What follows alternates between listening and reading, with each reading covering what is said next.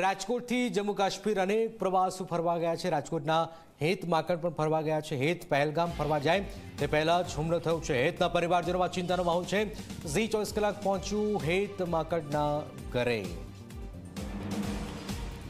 લોકો જે પણ ફરવા ગયા છે જમ્મુ કાશ્મીર એ ચિંતા ન કરે। ઝી 24 કલાક મેસેજ આપી રહ્યો છે તમામ જે પરિવારજનો છે સુરક્ષિત છે, કારણ કે યાતાયાત ખૂબ જ પ્રભાવિત થઈ રહ્યું છે। થોડુંક વાતાવરણ પણ ખરાબ થયું છે, એટલે ટેકનિકલ નેટવર્ક ના થાય એટલે ચિંતા કરવાની જરૂર નથી।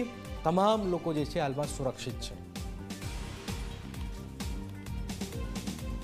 અમે 18 તારીખે નીકળ્યા હતા, ત્યારે ગુલમર્ગથી અમે શ્રીનગર જવા રવાના થયા છીએ। અમે રસ્તામાં બધા બિલકુલ સેફ છીએ અને અમારા ડ્રાઈવર છે ફારૂકભાઈ પણ અમને સારી રીતે બધો સપોર્ટ આપે છે અને અમે અત્યારે શ્રીનગર જવા રવાના થઈ। કોઈ પણ જાતની તકલીફ નથી, કંઈ પણ ચિંતા જેવું નથી, અમે બધા સેફ છીએ। અમે અમારે એક ટ્રાવેલ્સ કંપનીની ટૂરમાં અમે અમદાવાદથી 18મી તારીખે નીકળ્યા હતા અને 25મી તારીખે પાછા રિટર્ન કરવાનો પ્રોગ્રામ હતો।